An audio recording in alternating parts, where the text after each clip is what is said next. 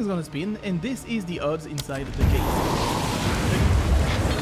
Alright, let's do it. Let's see it. I got myself $3. Ooh, loser. Ooh, big loser. Tough break. Now I can either sell it right away and get the balance back, or gamble it again. If I did that, I would have gotten the $26 one easily. Trust me, guys. This is why I don't gamble. I make too much money. The thing is designed to facilitate the gambling of the winner. When I click on upgrade, I am sent here. This is what I just unboxed. Now I select on how risky I want it to be, let's say 2x, and I have 43% chance to double. That's pretty bad. Wait, that's bad. That's bad. Why would you do that? Well, I lost a little, but at least. So you took $6 and he put it in the garage. Is that right? Okay, yeah. This is a -6. Okay,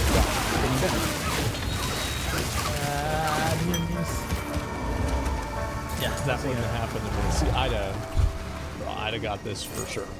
By the way, like it just kind of goes without saying, I'd have got this. That was very close. That's not quite. So how much that is for? That's like $1? Wow. So this is one of them, but there's many more, and they all have their own differences. Some will allow you to get out the spin, some will allow crypto, some of them only have cases, and some others have other stuff like roulette, bingo, essentially they have a whole array of different things, which I remember I think it was either Rod or Train said that whenever you know someone has truly lost it, it's whenever they load up the pachinko machine and they just hold the button down and it just drops a bunch of them. Like they don't even flip it, they just hold the button down.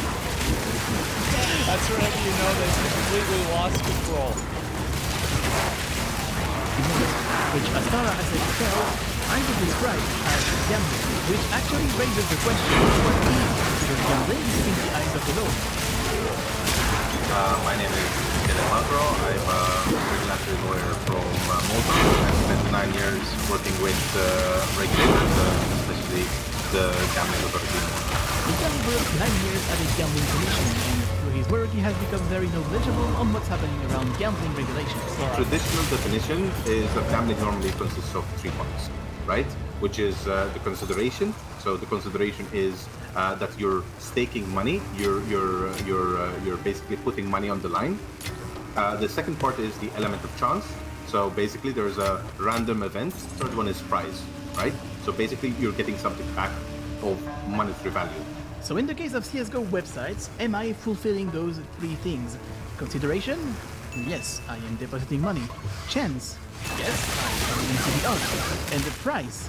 Well, yes, and I can even get out in crypto for some of them.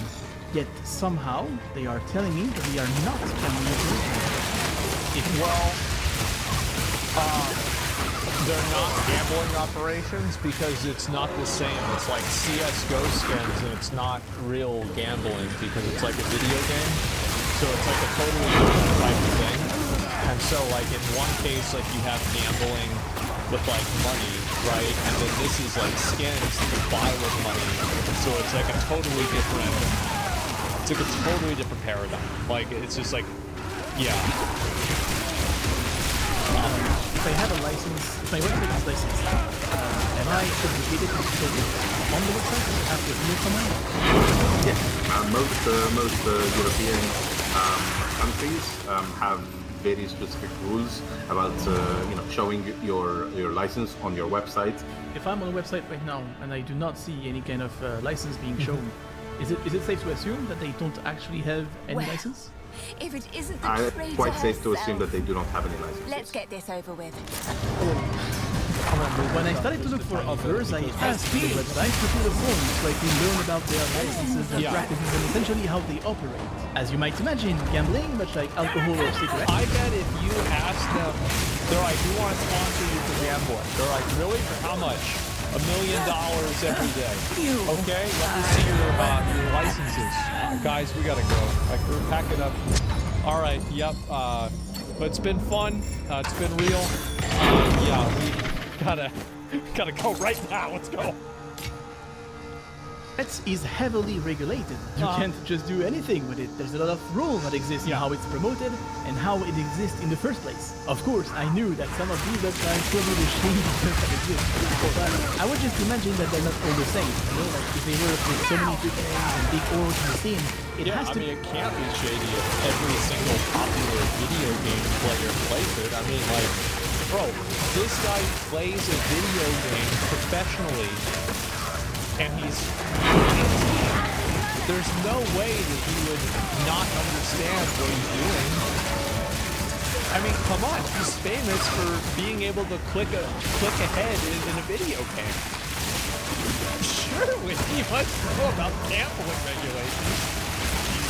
Be within some kind of regulation.